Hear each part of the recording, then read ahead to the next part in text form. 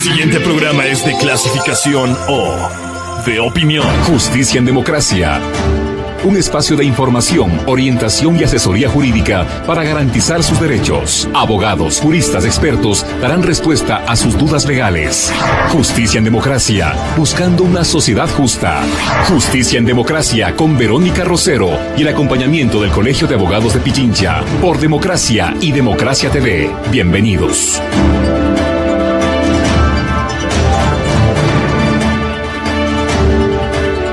Señoras y señores, tengan todos ustedes muy buenos días. Qué grato volverlos a acompañar en este su espacio, Justicia en Democracia, como todos los días miércoles. Agradecemos como siempre al Colegio de Abogados de Pichincha y a usted por acompañarnos. En especial el día de hoy también al doctor Daniel Soto, con quien estaremos abordando una temática que posiblemente a usted le puede estar interesando en su coyuntura personal. Vamos a hablar de herencias y de donaciones. Gracias por acompañarnos, doctor. Qué placer tenerlo aquí. Y en principio, establecer para nuestra audiencia fundamentalmente qué se entiende por cada una de estas figuras, qué es la herencia y qué concebimos también por la donación. Bienvenido. Gracias, Verónica. Buenos días. Para que el público nos pueda entender el tema que vamos a abordar, herencias, legados y donaciones. Para el Código Civil, estas instituciones son una forma de traspasar el dominio de las cosas que se encuentran en el mercado. ¿Entiéndase dominio por propiedad?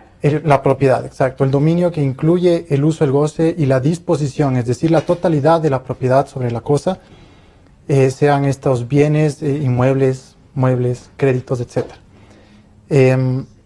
La sucesión por causa de muerte, que es el título del libro del Código Civil que trata sobre estas instituciones, las define como el modo de trasladar el dominio generado por el hecho jurídico de la muerte de una persona que deja a su paso un haber hereditario. Hablamos de la herencia fundamentalmente. De la herencia, correcto. Este libro del Código Civil arma un andamiaje legal para reglamentar y regular la forma de traspasar el dominio, la forma de suceder, incluso la forma de corregir ciertas anomalías que se pudieron haber dado en el momento de traspasar los bienes. Poco a poco, no sé cómo lo podamos ir explicando porque esto es un tema bastante largo. Ahora, entendamos que existe ya una figura hecha que sería la de la herencia, es decir, cuando hay un bien y este ha sido ya documentado, no sé si es el término, pero realmente puesto a través de un documento legal a disposición de otra persona. Me refiero yo a que lo está heredando a otra persona. Ahora, ¿esta diferencia se puede dar con la donación? ¿En qué sentido? ¿Cómo debemos concebir el tema de la donación? Ya, la sucesión por causa de muerte, en primer lugar, tiene esta particularidad que es que exige la muerte del poseedor de los bienes, es decir, el causante. Mientras que la donación exige más bien un traspaso entre vivos. Incluso se puede entender donaciones a título gratuito, a cierto plazo, esperando que una persona que no existe hoy exista en el futuro, ¿sí? Esa es la diferencia fundamental entre las herencias. Los hijos de mis hijos podrían... Correcto. ¿Y establezco yo con esa anticipación? Así es. Ahora, si eso estamos estableciendo ya entre personas, ¿debe haber algún grado de familiaridad entre ellas? A ver, la ley exige ciertos requisitos para cuando uno piensa disponer de sus bienes en vida o incluso después de vivo. Hay que tomar en cuenta que hay ciertos órdenes de sucesión, tanto para la intestada y cuando no existe un testamento, la persona muere sin haber previsto el testamento, y otra forma que es la testada, que es cuando el causante antes de morir ha decidido disponer de sus bienes en la forma para sus días posteriores. En este sentido, la ley prevé que no se puedan heredar o testar los bienes al libre albedrío del testador. ¿Sí? En el primer lugar, en el caso de la herencia intestada, es decir, que no existe no existe testamento. Existen los órdenes de sucesión intestada en donde en primer lugar están los hijos. Doctor, permítame la pausa, porque es que esta es una figura, o más bien es la mayor de las posibilidades que se presenta, la falta de un documento escrito. Es muy común encontrar una persona que ha muerto y no ha dejado no ha dispuesto esos bienes para la posterioridad, lo cual dificulta un poco cuando existen varios herederos que buscan su calidad de herederos o que incluso reconociendo al resto piensan tener mejor calidad de herederos. Vamos estableciendo entonces en este concepto, sobre todo, vamos a hablar un poco lo que significa la herencia de una persona que no dejó un testamento hecho, ¿verdad? Y si establecemos aquello, ¿a quiénes se los considera como herederos? Por cierto, si ustedes nos quieren platicar cualquier tipo de comentario o inquietud que tengan respecto a este tema, ya saben que estamos siempre a su disposición. Lo puede hacer a través de nuestros teléfonos 250-3014 o si no también a través de nuestras redes sociales, Democracia S y Democracia TV S. Decíamos, doctor, ¿cómo establecemos quiénes son las personas que podrían tener derecho? Bien, como le comentaba, existen órdenes de sucesión intestada cuando no existe esta disposición para la posterioridad. El Código Civil establece que en primer lugar estarán siempre los hijos. ¿Sí? A iguales cuotas, ¿sí? De haber 5 hijos, pues los 5 hijos heredan a título universal. Es decir, que nadie es dueño de nada, pero todos son dueños de todo. Okay. Entonces, ese es el primer orden de sucesión. Es decir, no es esta parte tuya, sino que todo es una parte. Exactamente. Como no se ha decidido a través de un testamento, todos los hijos son dueños del haber hereditario. Ahora, establezcamos esto de los hijos porque quizás antes había una diferenciación respecto de aquellos hijos que eran reconocidos o que formaban parte de la unión matrimonial o de la unión de hecho y de aquellos que no estaban. Ahora, primero que la normativa creo que registra a todos por igual. Sí, correcto. La ley dice que los hijos tienen el mismo derecho. ¿Más ¿sí? allá de que tengan o no tengan el apellido del padre o la madre? No, sin importar. Lo que se le reconoce es la filiación, sin importar el apellido. ¿sí? O sea, todos son hijos, consanguíneo. Todos tendrán el mismo derecho. Así es. Ese es el primer nivel. Sí. ¿Y el segundo? En el segundo existen dos personas, dos personas, llamémoslas así. En primer lugar está el cónyuge, ¿sí? Que recibe o hereda a igual cuota que los padres del causante, es decir, los suegros de la sobreviviente o del sobreviviente.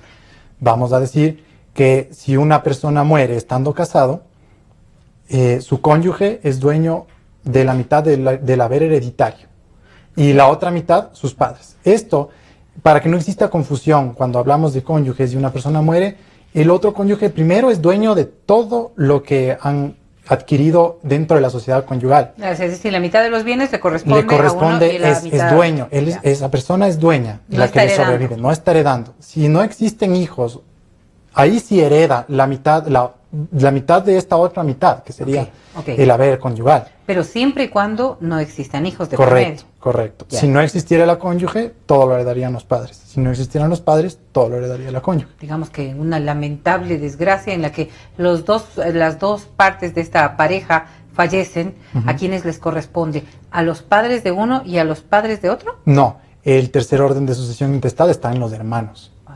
¿Sí? Esto recae en los hermanos, igual a mismas cuotas, son 3 hermanos, no existe cónyuge, no existen padres, a mismas cuotas iguales. Sí, este es el tercer orden de sucesión intestada que prevé el Código Civil, y de igual forma que en el resto es a título universal. Claro, el Estado también puede heredar, y le pregunto esto porque hay muchas ocasiones en las que, hablando de grandes patrimonios, por ejemplo, una parte al parecer le corresponde al Estado. Hay otras sociedades en donde también se podría destinar a ciertas fundaciones, organizaciones que se dedican a hacer más bien un tema de carácter social. ¿Cómo se maneja en el Ecuador? En el Ecuador el Estado entra a falta de los hermanos, ¿sí? Es decir, faltando hijos, faltando cónyuge, faltando padres, faltando hermanos, entra el Estado conjuntamente con el resto de sobrinos que pueda tener el causante. A esta sí hay que hacer una diferenciación. El Estado entra con una denominación que es de mejor calidad, sobrino de mejor calidad. Es decir, que el Estado, en su porción, digamos que hay 4 sobrinos, deberá recibir el doble de lo que cada uno recibió. Por esto es esta mejor condición. Es la mejor calidad de sobrino preferido, que le llaman la ley. ¿Qué es una especie de impuesto? No, esto es una herencia. Es lo que hereda el Estado. Perdón, ¿y cuál es el argumento para que el Estado herede? Pues la ley, simplemente la existencia de la ley lo establece. ¿Cuál va a ser el argumento para defender aquello ya en el momento de registrar? Obviamente para no dejar en el limbo los bienes del causante, porque alguien tiene que ser dueño de esos bienes para el derecho, para que el derecho, en derecho se puedan disponer y se pueda hacer todos los actos de comercio necesarios, pues alguien tiene que ser el dueño y en última instancia es el Estado. Muy bien, estamos hablando de aquellos bienes que siendo parte de un patrimonio no fueron dispuestos a través de un testamento, correcto, ¿verdad? Ahora, ¿qué ocurre a diferencia cuando uno establece un testamento? ¿Hay que respetar estos mismos niveles en el momento en que uno elabora un testamento? No necesariamente se deben respetar los órdenes de la sucesión intestada, pero la ley establece que se deben establecer ciertas legítimas, que las llaman. Hay una legítima rigorosa, hay una cuarta parte de mejoras, hay la porción conyugal, ¿sí? Son asignaciones obligatorias que dentro del testamento se deben considerar. A ver, ¿podemos explicarlos? Sí, en primer lugar, la porción conyugal representa, más bien es el derecho que tiene el cónyuge sobreviviente para hacerse partícipe de una parte de los bienes del causante cuando esta persona, cuando el cónyuge sobreviviente, no tiene lo suficiente para su supervivencia, ¿sí? Normalmente se maneja en temas civiles la congrua supervivencia, ¿sí? El término, la congrua supervivencia, es lo mínimo para sobrevivir. Sin embargo, el Código Civil mismo establece que al hablar de porción conyugal, esta porción conyugal debe alcanzar el 25% de la masa hereditaria de los bienes del causante, porque el legislador ha pretendido sostener un poco el estilo de vida que llevaba este cónyuge gracias a los bienes de su marido o de su esposa, ¿sí? Entonces, esta porción conyugal corresponde a ese 25%. Aún así, si es que pasa de ese 25%, hacemos un avalúo de los bienes de uno y otro y el cónyuge sobreviviente sobrepasa ese 25%, pues no tendrá derecho a la porción conyugal. Sin embargo, si es que llegara a ser menos, deberá tomarse en cuenta lo que sea necesario para completar el 25%. Es decir, que si comparado tenemos 15%, hay que tener un 10% para poder disponer de los bienes de esa herencia para llegar. ¿Qué pasa, por ejemplo, en el momento en que ellos tenían una separación de bienes, capitulaciones, cualquier figura de estas que puede precisamente distanciar la propiedad de uno del otro? Bueno, no afecta en nada porque las capitulaciones y las capitulaciones matrimoniales rigen para cómo se va adquiriendo y se va disponiendo de las cosas que se compran dentro de una sociedad conyugal, de las capitulaciones matrimoniales, o si es que se ha liquidado, incluso disponer después de que se ha liquidado la sociedad conyugal, mas no afecta al posterior a lo que dice la ley respecto de la herencia. Es decir, tendrá el mismo derecho la pareja de esta persona que fallece, sí, ¿verdad? Así es. Ahora, si respetamos este derecho de su pareja, ¿a quién también podrían heredar bajo testamento? Es decir, ¿qué otros bienes se deberían proteger o a qué personas se debería proteger? Bien, de ahí está esta asignación forzosa, esta asignación obligatoria que se llama una legítima rigorosa, ¿sí? Las legítimas. Esto corresponde a padres, o a hijos en primer lugar, a padres, corresponde a hijos que han sido adoptados, en el mismo nivel, hijos de sangre, hijos naturales y adoptados. En segundo están los ascendientes. Si es que quien ha muerto no tiene descendencia, sino padres, pero es adoptado, se entiende primero a los padres adoptivos, se los tomará primero en cuenta para las legítimas, para esta disposición de legítimas, y en final, en el último puesto, para disponer de esto estarían los padres naturales. ¿También tienen derecho? Así es. Obviamente saltando este orden que establece la ley. Ok. ¿Qué pasa, por ejemplo, en un supuesto dado que yo quiero heredar un bien a una persona que trabajó conmigo determinada cantidad de tiempo, a un amigo, o no necesariamente siguiendo este mismo orden, porque sé que hay un sobrino, un primo, que veo que no están contemplados dentro del proceso de herencia?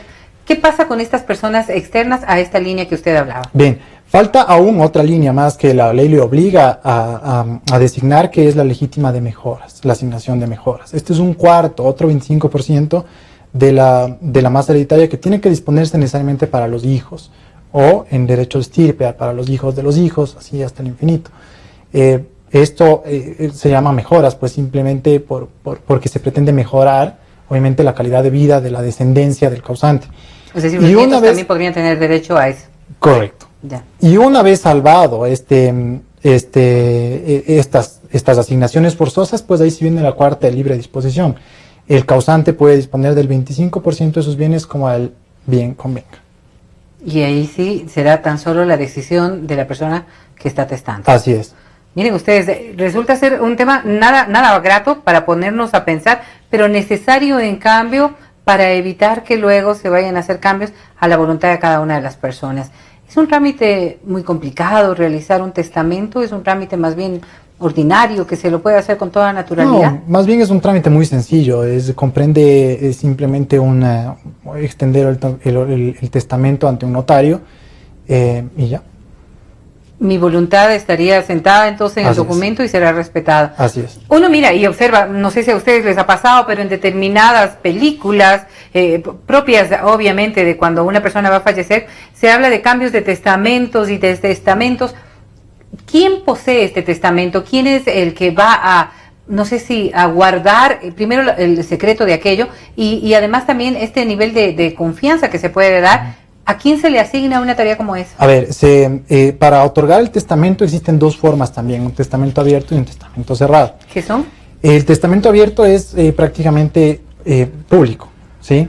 Está bajo custodia del notario y se lo hace con la presencia de testigos, ¿sí? Que deben ser testigos testigos señalados por la persona que está testando, por la notaría, ¿cómo? Sí, pueden ser testigos cualquier persona excepto los que la ley dice que no, como por ejemplo el confesor, digamos, hay personas religiosas que acostumbran a tener un confesor, un padre, él no puede ser testigo de estos actos. Con esto, el testamento abierto y los testigos pues queda en custodia del notario y se sabe pues cómo estarán dispuestos los bienes para la posteridad. Cualquier persona interesada puede ir y puede consultarlos. Así es. Sin embargo, existe la posibilidad de otorgar un testamento cerrado. Este testamento cerrado es privado, lo otorga solamente el testador, lo firma el notario, se sella, nadie lo puede ver y esto exige la presencia de más testigos, 5. ¿Sí? Con las mismas calidades, con las mismas excepciones que establece el Código Civil para el testamento abierto. ¿Cuáles pueden ser estas cualidades? Las excepciones son las que le comentaba, la persona que estuvo cerca de la última muerte, de la última enfermedad no puede ser testigo, la persona que su confesor, son algunas las excepciones que el Código Civil establece para que una persona no pueda ser testigo. Ahora, si alguna de estas personas, y sobre todo en un testamento abierto, observa que hay algún cambio a la voluntad de la persona que está testando, ¿tiene alguna validez su criterio como para manifestar que no es lo que está ocurriendo, lo que quería, por la voluntad de aquella persona? Deberá denunciarlo, deberá hacerlo público, deberá hacérselo notar y denunciar el hecho a las autoridades para hacer notar que el testamento que se otorgó frente a sus ojos ha sido cambiado sin el expreso consentimiento del testador. Yo decía antes de consultarle aquello, si el documento resulta ser tan fácil de preparar y sobre todo en una dinámica muy rápida de hacer, ¿uno puede estar cambiando de testamento las veces que le sea necesario? Sí, bueno, a ver, es fácil hacer el testamento en sí, el acto de testar. Lo que resulta un poco complicado por las disposiciones del código es la forma en la que se testa, por lo que decíamos, por lo que hablábamos hace un segundo de las asignaciones forzosas. Entonces existen problemas cuando hay un crecimiento en la plusvalía, por ejemplo, en lugares específicos donde hay una propiedad que antes costaba, voy a ponerle un valor, $100,000, han pasado 2 años y ahora vale el triple. Entonces ya ha cambiado eso. Ahora una persona, uno de mis hijos, uno de mis asignatarios está recibiendo más que el otro y eso ya se sale del círculo de la burbuja que me dijo la ley hasta dónde puedo testar. ¿Ya? Entonces esto puede acarrear por ahí un poco la necesidad de ir renovando el testamento y de ir actualizándolo conforme al avalúo de las cosas y pues a lo que ordena la ley. Claro, y de allí la necesidad de que estemos siempre pendientes, pero además la necesidad también de que haya un profesional que lo esté elaborando. Así es. Porque yo puedo tener la buena voluntad de hacer lo que usted decía, una distribución mucho más equitativa de los bienes que poseo, pero esa equidad posiblemente no se refleje de aquí a futuro.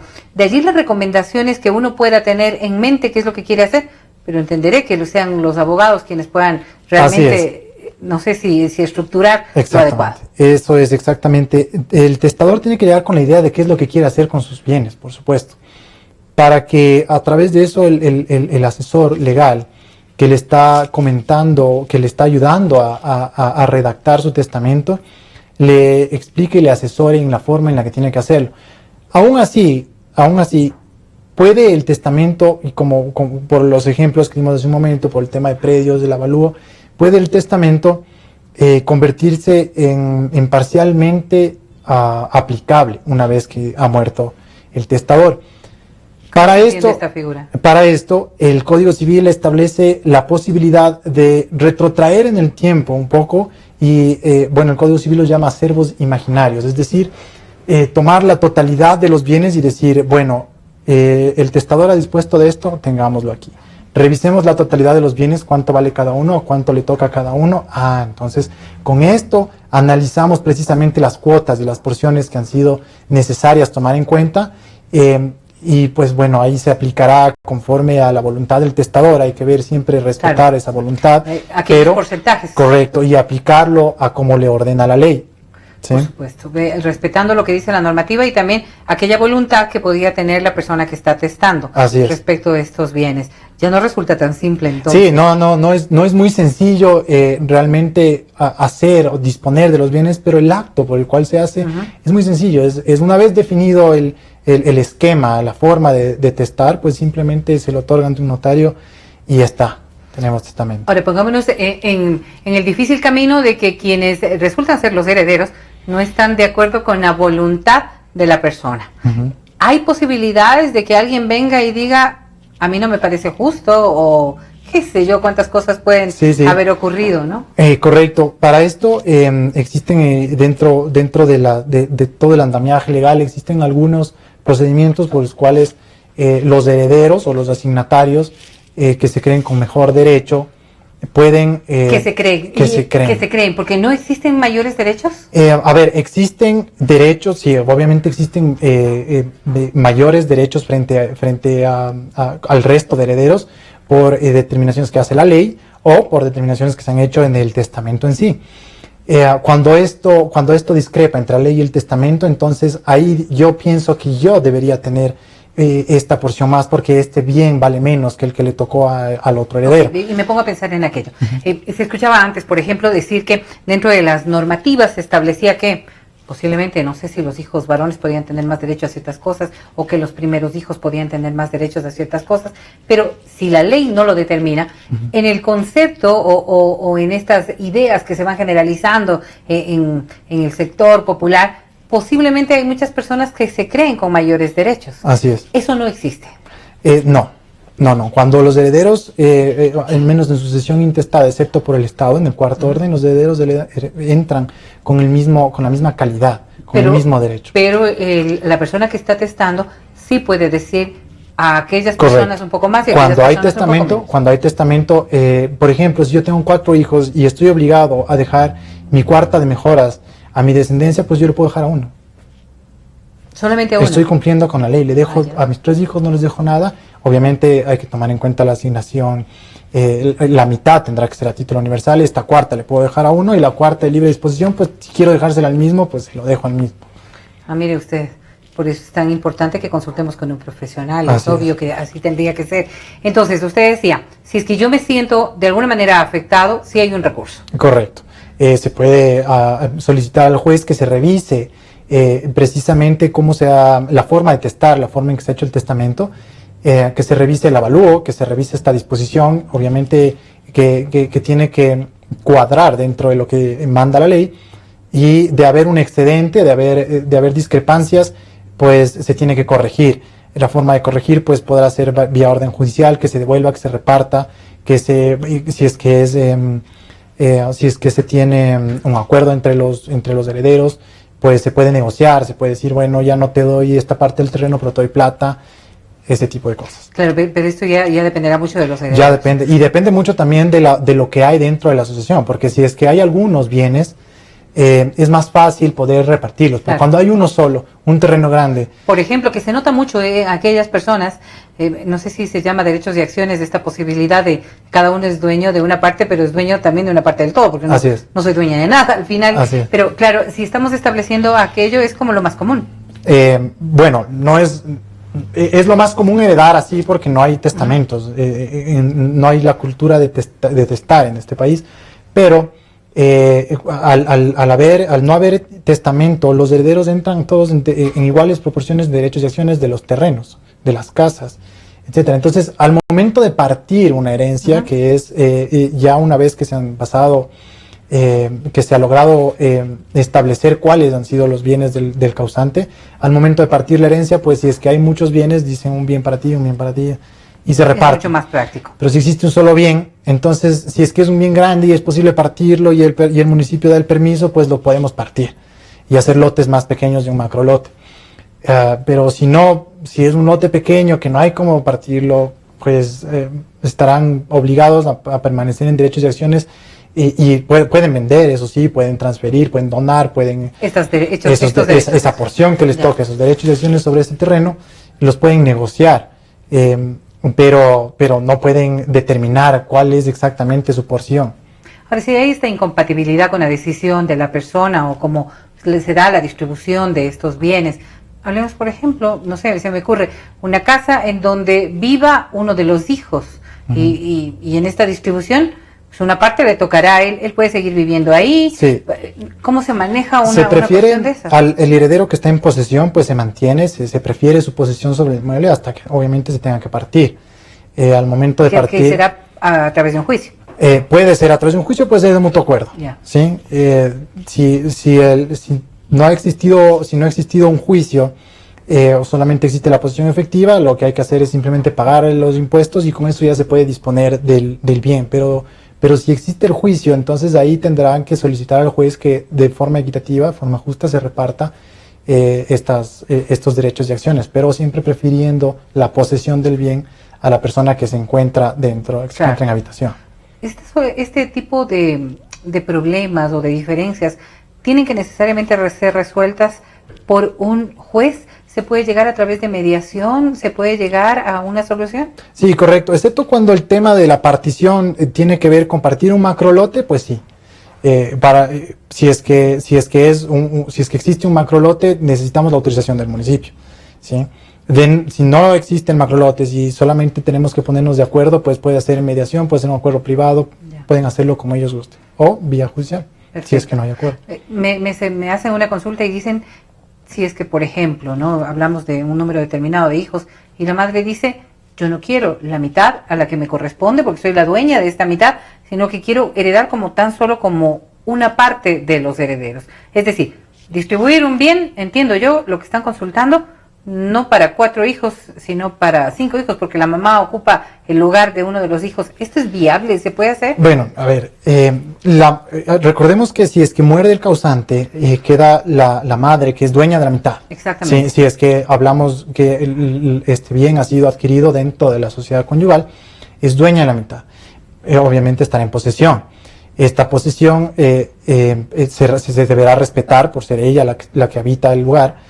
Y el resto, vamos a ponerle un número a la casa para que sea más fácil explicarlo, digamos que vale 200,000. Ya el acervo repartible, la masa repartible serán 100,000, porque los otros 100,000 es dueña la esposa. De estos 100,000 pues deberemos dividir para 4, y estos 4, que son los 4 hijos, son los dueños en su porción de la casa, pues digamos. La madre de ellos pues no podrá entrar a heredar en esa forma, porque si es el caso como lo hemos puesto, no existe porción conyugal y no tiene calidad de heredera porque existen hijos y los hijos siempre van a excluir al resto de órdenes que viene a ser precisamente aquello. Pero creo que la cuestión era, si el bien es de 200,000, ella no quiere tener los 50, sino tan solo el 20% de todo esto? Bueno, pues podrá donarlo. ¿Es una decisión que puede hacerlo? Podrá donar, para hacerlo puede hacerlo, por supuesto, pero tendrá que seguir los pasos que establece la ley. Como ella es dueña, claro, exacto, es otro paso. Es otro paso. Antes de irnos a la pausa que nos corresponde ahora mismo, recuerden que estamos en diálogo con el doctor Daniel Sotocordero. Él es especialista en temas, en materias como la que estamos tratando, herencia y donaciones. Usted nos puede seguir consultando, hágalo a través del 250-3014, 255-1945.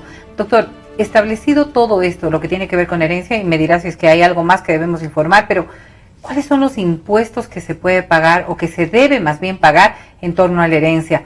Porque en muchas ocasiones, quienes son los dueños, que estamos hablando generalmente de los padres, intentan evitar este trámite doloroso de repartir sus bienes y también de hacer los pagos, como dejando a las personas que van a recibir la herencia aquella facultad o aquella responsabilidad. A ver, pues sí, justamente existe el impuesto a la herencia, siempre lo ha existido.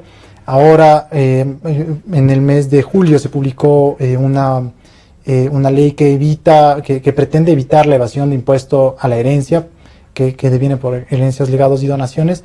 Esta herencia comprende simplemente acumular toda la masa hereditaria, todos los bienes, hacer el descuento de los deducibles, que son en este caso los gastos de última enfermedad, etcétera, y para que al final cada hijo tenga que pagar el impuesto conforme a la tabla establecida, que llega hasta 35% cuando se excede de $840,000 más o menos.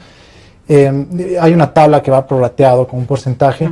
Se tienen que pagar estos impuestos y se tienen que pagarlos dentro de los 6 meses posteriores de la muerte del causante.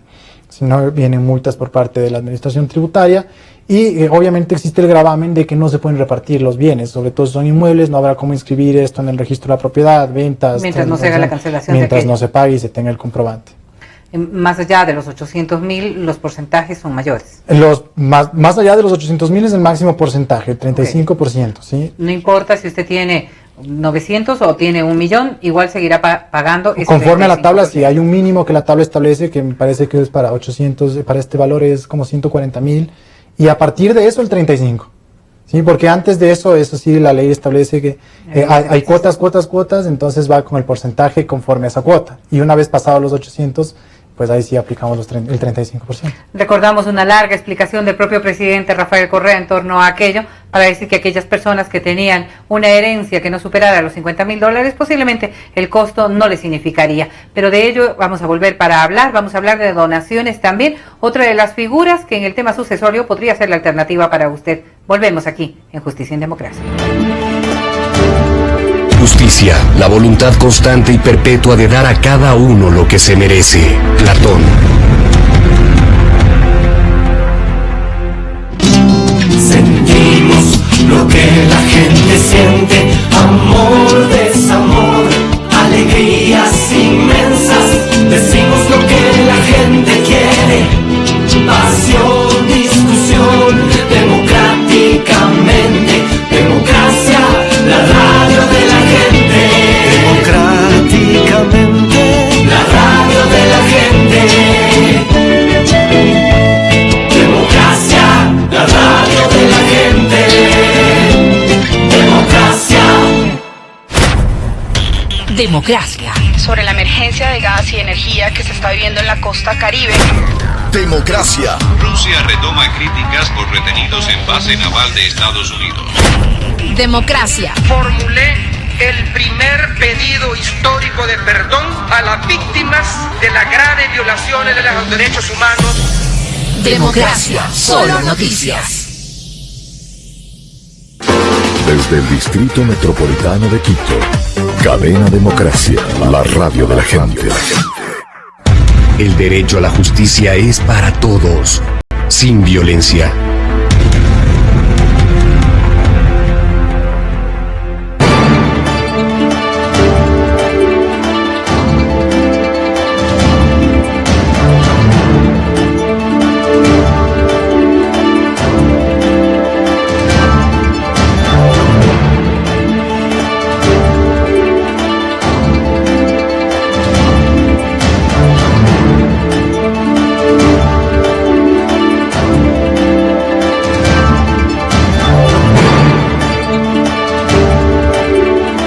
Retornamos, gracias por continuar junto a nosotros. Recuerde, hoy hablando de herencias y donaciones. Doctor, establecíamos nosotros todo lo que tiene que ver con esta posibilidad de heredar. Pero decíamos en la pausa, y algo que vale que usted lo conozca, es que no solamente heredamos los activos, en ocasiones podemos heredar también los pasivos y quizás ahí a uno se le pone a pensar, ¿no?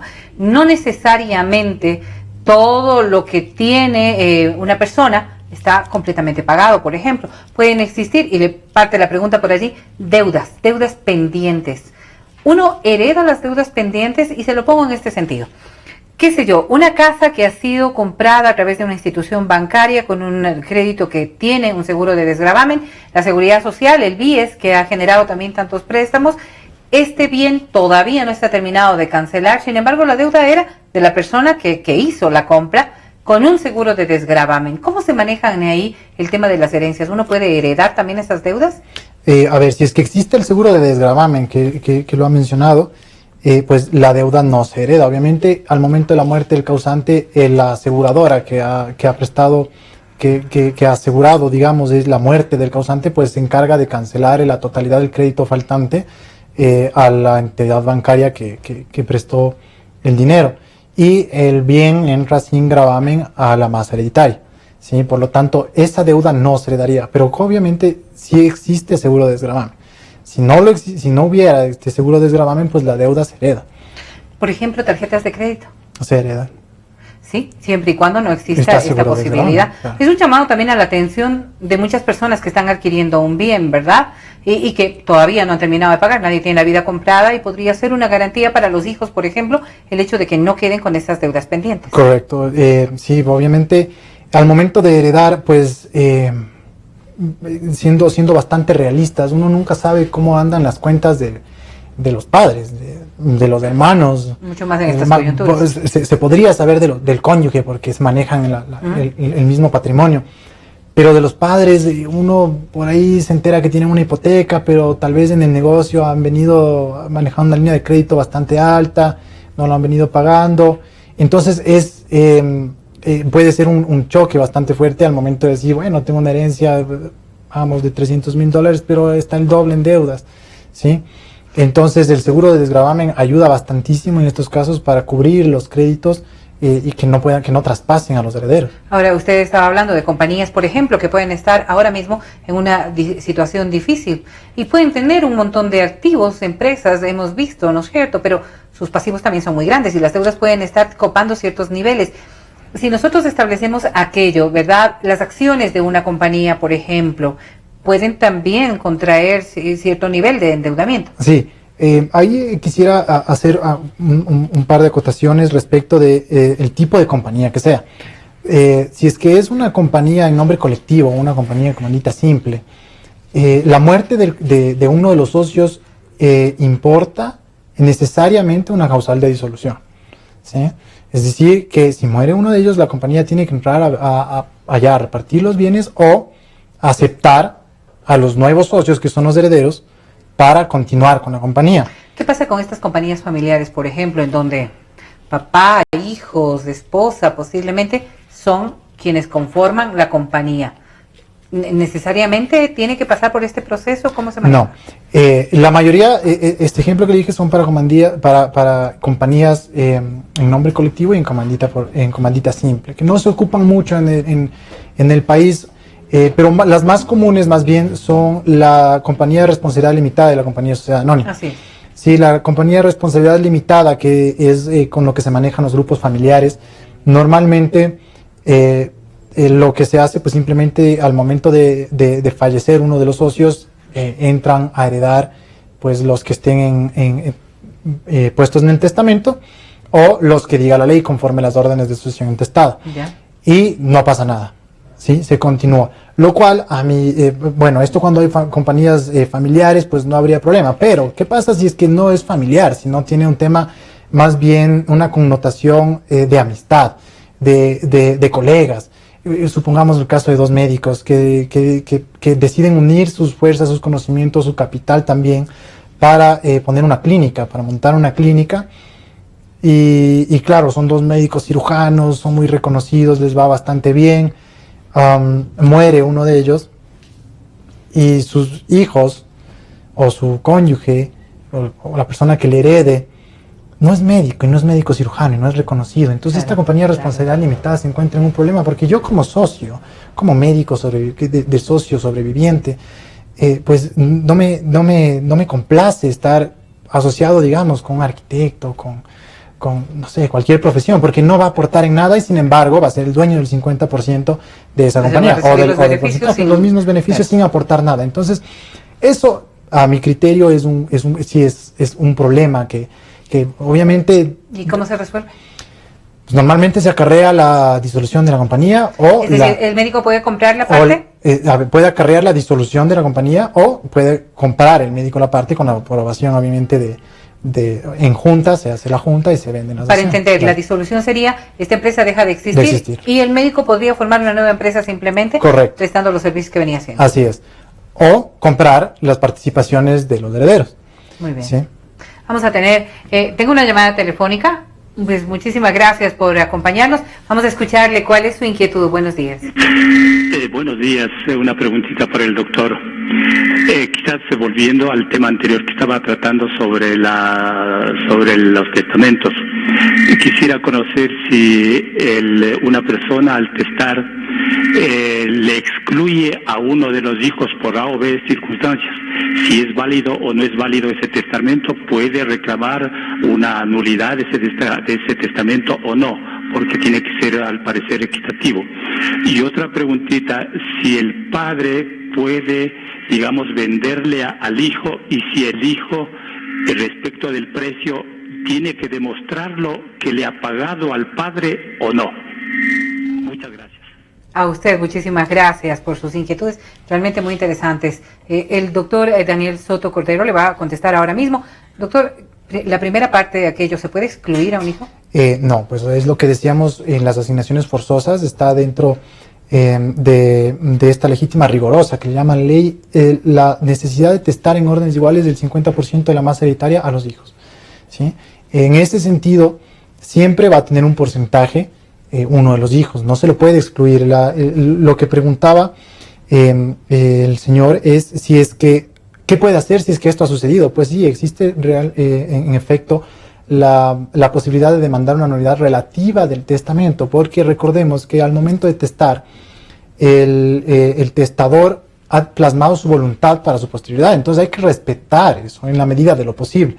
Lo que habrá que hacer es declararlo nulo relativamente respecto de la porción que se olvidó, que omitió de asignar a uno de sus hijos. Y si no quiso hacerlo, igual le corresponde. Pues claro, la ley ordena y pues el resto de herederos tendrá que restituir.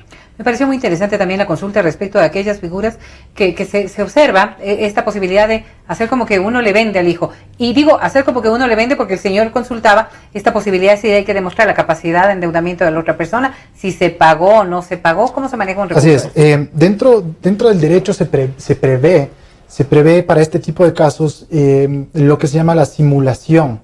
¿Sí? La simulación comprende, es como su nombre lo dice, hacer pasar una cosa por otra. ¿Sí? Cuando realmente se ha donado y en el contrato se ha puesto el nombre de compraventa. Pues eso es una simulación y si es que acarrea efectos, si es que va para perjudicar a otras personas, pues tiene el efecto de que se declare la nulidad o se lo tome como en efecto es una donación. Si es que no ha habido el pago, si es que no puede comprobar que se ha hecho el pago, pues es una donación. Claro, que sería la figura legal correspondiente. Correcto. ¿Porque lo otro resulta ilegal? Exactamente no. De hacer pasar un contrato por otro no. Si es que no se afecta a terceros o a la fe pública o al Estado, pues no le puede poner el nombre que desee al contrato y hacerle. Pero podríamos pensar que está afectando al Estado en la medida en que no se pagó los impuestos que corresponden. Correcto, exactamente.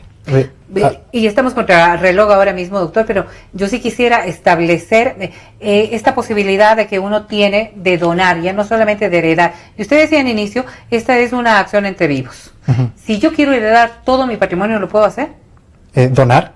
Sí. Sí.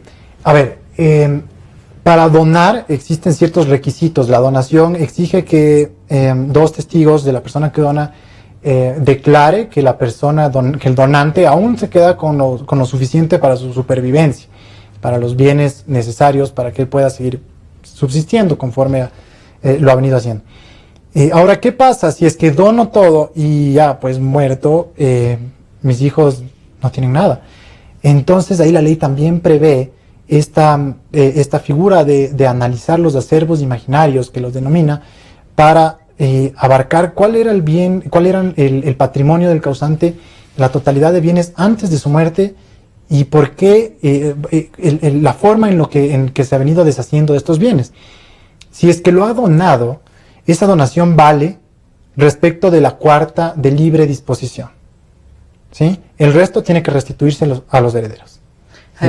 Digamos que esto fue donado a sus hijos y no habría quien simplemente proteste por aquello, es una figura válida. Correcto. Sí. Ahora, pero como decía el señor, posiblemente a uno de estos hijos no le dio, claro, invalida todo el proceso. No todo el proceso, volvemos nuevamente a que la cuarta de libre disposición vale. El resto pues tendrá que restituirse. ¿Sí?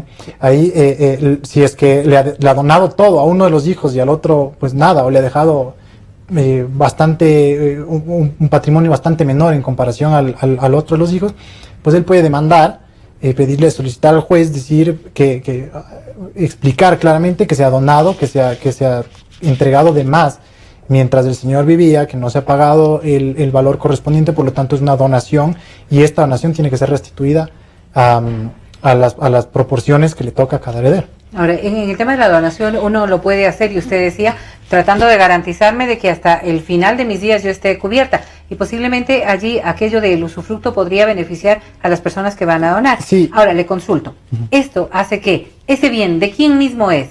¿De la persona que mantiene el usufructo o de la persona a la que le donó? A ver, la persona que donó puede establecer ciertas limitaciones al dominio. ¿Sí? Estas limitaciones son el derecho de uso y goce, más no la de disposición, y reservarle la de disposición para otra persona o para sí mismo. Yeah. Es decir, vamos, yo quiero donar esto a mis 3 hijos y quiero hacerlo en vida, pero no me quiero quedar sin un lugar en donde vivir. Entonces, yo hago esta donación con esta limitación del dominio de que ellos sean los dueños, pero que no pueden usar y gozar mientras yo exista. Y la disposición quede plasmada, que se cumpla una condición. La condición puede ser que a mi fallecimiento, por ejemplo, pase sin limitaciones la totalidad del bien al dominio de ellos para que puedan usar, gozar y disponer. Resulta complejo. Igual requerimos también de la representación de un abogado, de la orientación de un abogado, como para poder establecer lo que se debe hacer de mejor manera. Sí, correcto. Es necesario siempre prever esto con la ayuda de una ayuda técnica de un abogado para que les puedan guiar necesariamente y prever este tipo de cosas para que no existan nulidades como las que nos acaba de explicar. ¿Cómo no? La persona que llamó. Ahora, ¿los impuestos de una donación siempre serán menores de una herencia? No, es lo mismo. La tabla para impuestos de herencias, legados y donaciones es lo mismo. Pues entonces, evitarse problemas y hacer lo que corresponde, como siempre. Muchísimas gracias por habernos acompañado, en especial el día de hoy, al doctor Daniel Soto Cordero. Gracias por su tiempo, doctor. Qué interesante nos resultó la explicación. Con ustedes será hasta el próximo día miércoles. Estaremos retornando en Justicia en Democracia. A continuación, en la cadena de Democracia y aquí en Democracia TV, ya viene Francisco Rocha, su segmento Diálogos del día de hoy con la viceprefecta de Pichincha. Gracias. Gracias.